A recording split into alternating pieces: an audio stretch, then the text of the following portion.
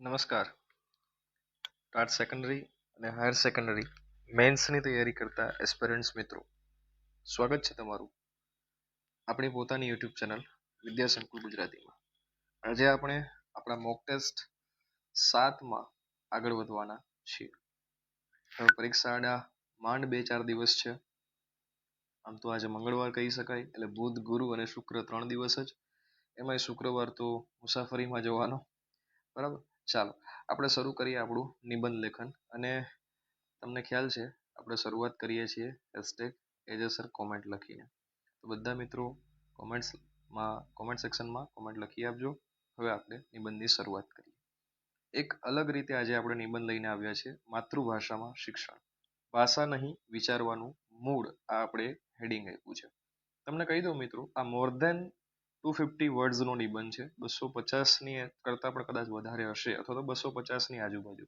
આપણે માત્ર 200 વર્ડ્સની જરૂર છે, પણ થોડુંક વધારે તમે વિચારી શકો મૌલિકતા માટે આપણે લીધું છે. બરાબર, ચાલો આગળ વધીએ. શરૂઆત જુઓ. સર, મને જવાબ આવડે છે પણ અંગ્રેજીમાં કહી શકતો નથી, આવું એક બાળક બોલે છે.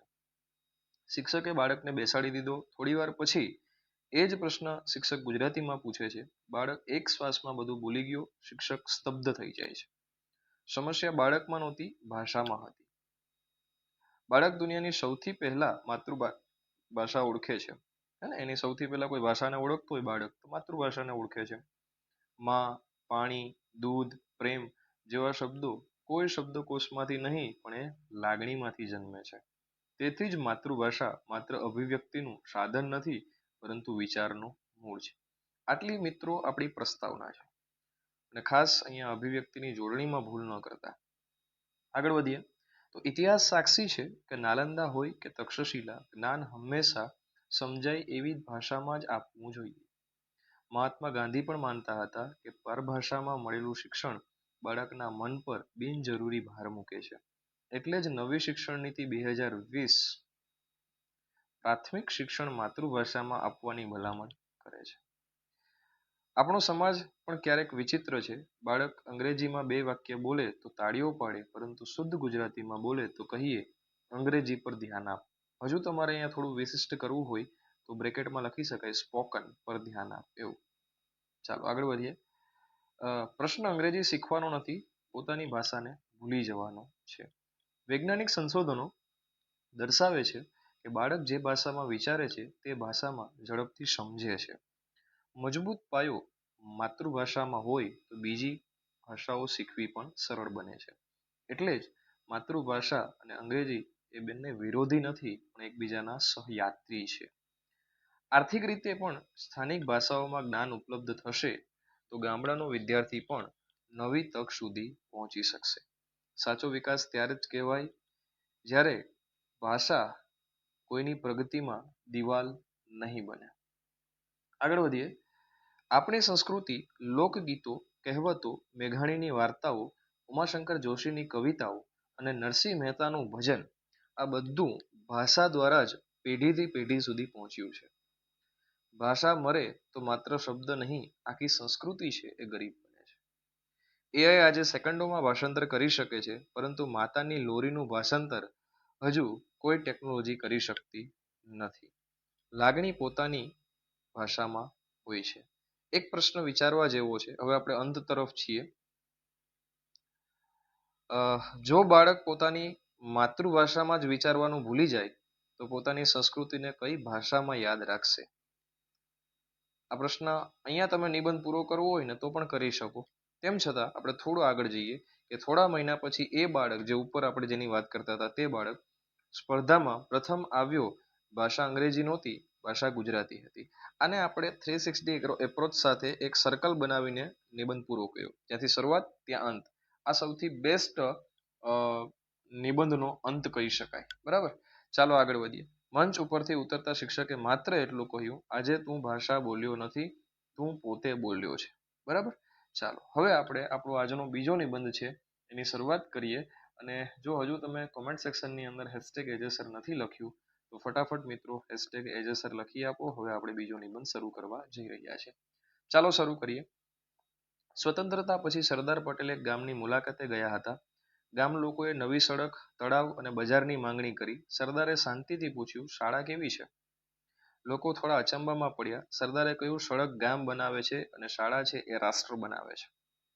કદાચ આ એક વાક્યમાં શિક્ષણ અને રાષ્ટ્ર નિર્માણનો આખો સંબંધ સમાઈ જાય છે. રાષ્ટ્ર માત્ર નકશા પર દોરેલી સરહદોનું નામ નથી. રાષ્ટ્ર એ તેના નાગરિકોના વિચાર, ચારિત્ર્ય અને કર્તવ્ય બોધનું જીવન પ્રતિબિંબ છે. આ વિચારોનું ઘડતર જ્યાં થાય છે તે શાળા છે. એટલે જ શિક્ષણને રાષ્ટ્ર નિર્માણનો પાયો કહેવામાં આવે છે.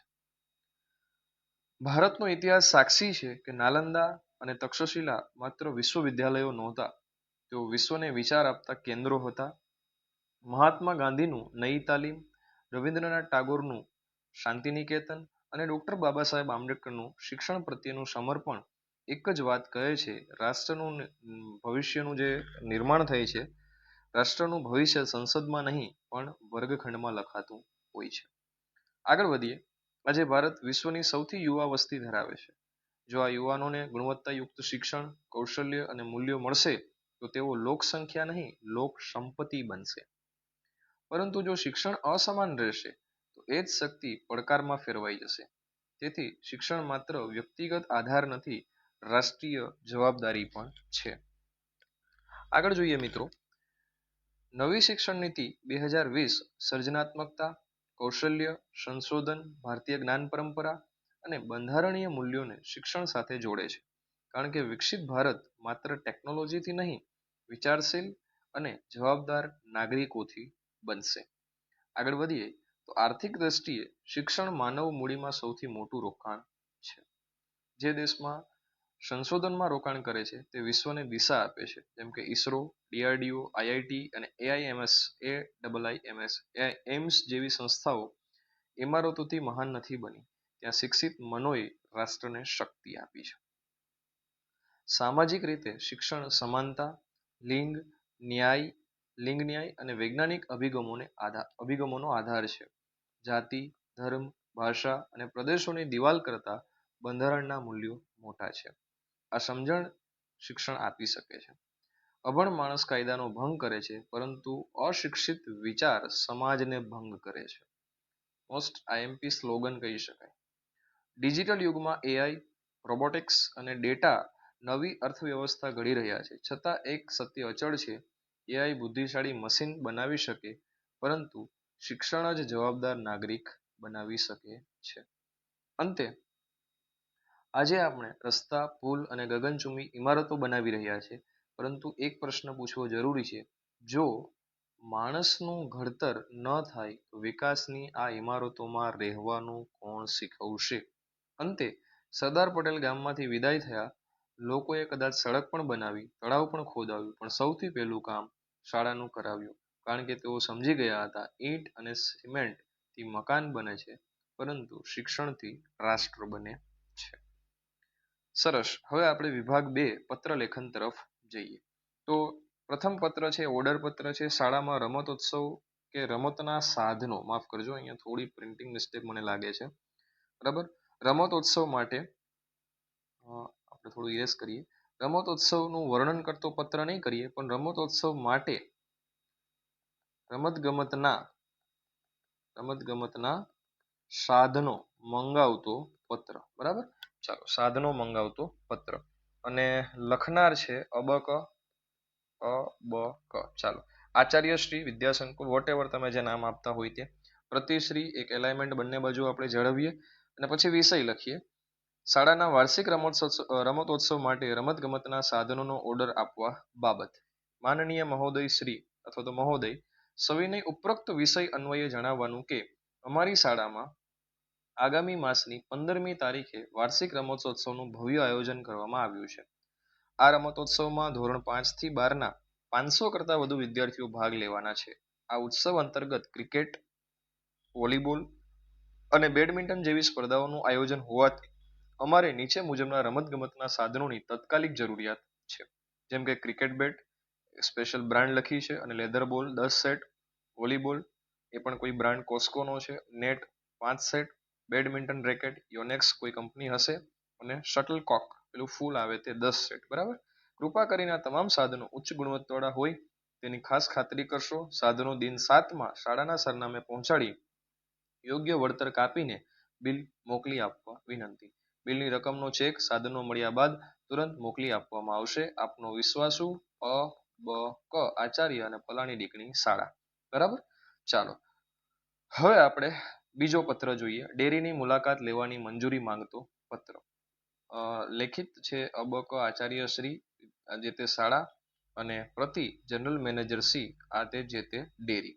બરાબર. ચાલો ખાસ એમાં અલ્પવિરામ અને પૂર્ણ વિરામનું ધ્યાન રાખીએ. સરનામામાં કોઈ ભૂલ ન કરીએ. આ કેટલી બધી વખત આપણે કરી ગયા છે એટલે હવે મને વારે વારે સમજાવવામાં થોડું એવું થાય કે હું તમારી ડિસરિસ્પેક્ટ કરું છું. બરાબર.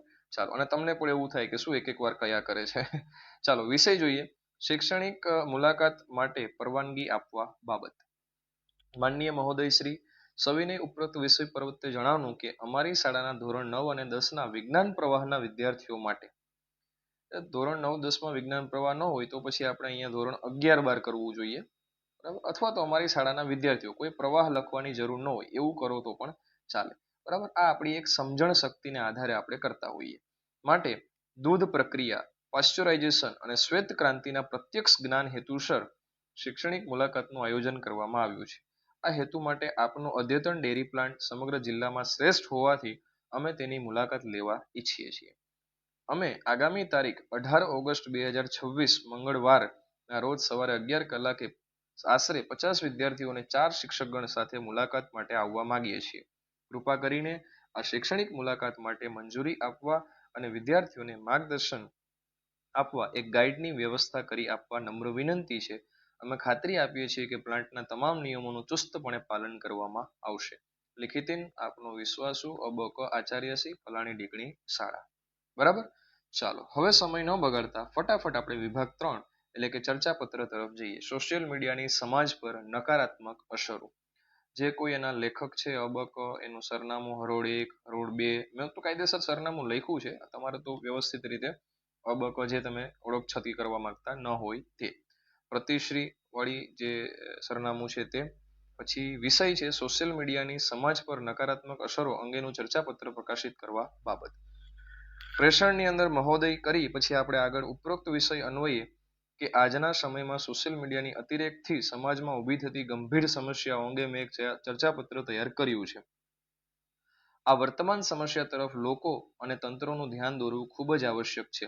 મિત્રો હું તમને ઇન બિટવીન વચ્ચે કહી દઉં કે પત્ર છે એ આપણો 100 શબ્દોનો જ હશે અને ચર્ચાપત્ર છે એ એક્ઝેક્ટ 150 વર્ડ્સનો જ હશે. બરાબર. એટલે તમારે એવું વિચારવાનું નથી કે આટલો નાનો. ખરેખર તમે લખવાનો પ્રયત્ન કરશો અને શબ્દો ગણી લેજો એક વખત પ્રયત્ન કરીને તો તમને ખ્યાલ આવશે કે 100-150 શબ્દોમાં આપણો પત્ર અને નિબંધ ચર્ચાપત્ર પૂર્ણ થઈ જાય છે. બરાબર. અને ફટાફટ વચ્ચે કહી દઉં છું, કોમેન્ટ આપી દો #AJSir. ચાલો શરૂ કરીએ.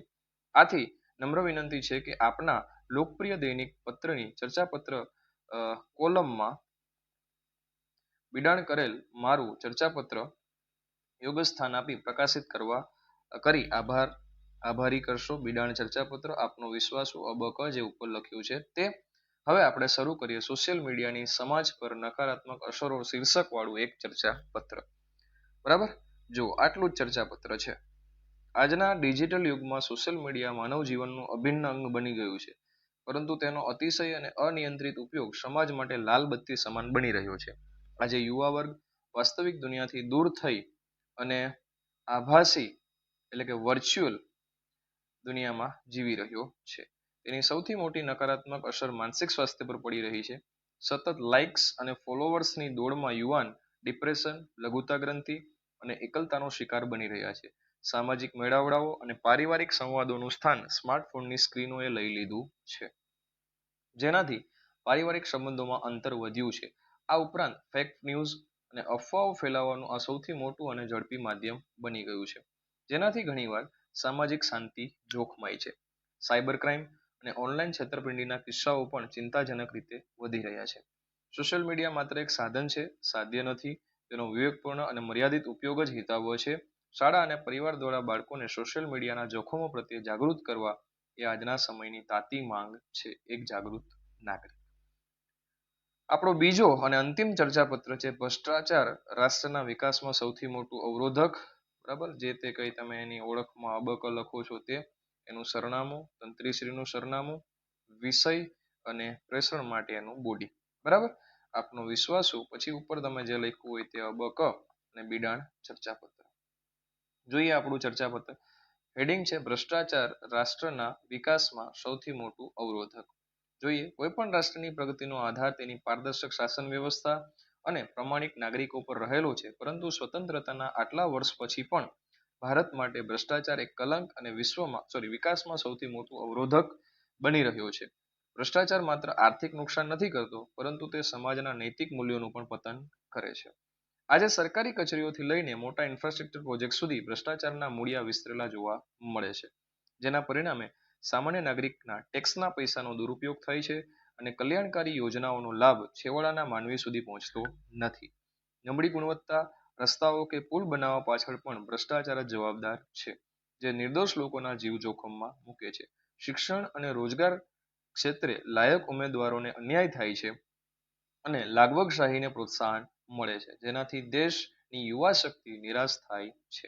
અંતે આ દૂષણને ડામવા માટે કડક કાયદાઓ પૂરતા નથી, પરંતુ તે કાયદાનો સખત અને નિષ્પક્ષ અમલ અત્યંત જરૂરી છે. શાસન વ્યવસ્થામાં પારદર્શિતા, ટેકનોલોજીનો મહત્તમ ઉપયોગ અને નાગરિકોની જાગૃતિ જ આ ઉધઈને જળમૂળથી નાબૂદ કરી શકશે. ભ્રષ્ટાચાર મુક્ત ભારત જ ખરા અર્થમાં વિકસિત ભારત બની શકશે. લિખિતિન એક જાગૃત નાગરિક. મિત્રો, આપણે આજનો લેક્ચર અહીંયા પૂર્ણ કરીએ છીએ.